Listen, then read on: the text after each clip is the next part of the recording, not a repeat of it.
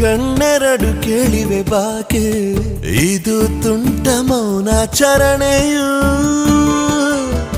ಸ್ಪರ್ಶವು ಕೇಳಲು ಕೊಂಚ ಉಷ್ಣಾಂಶದ ಬೆಚ್ಚನೆ ಲಂಚ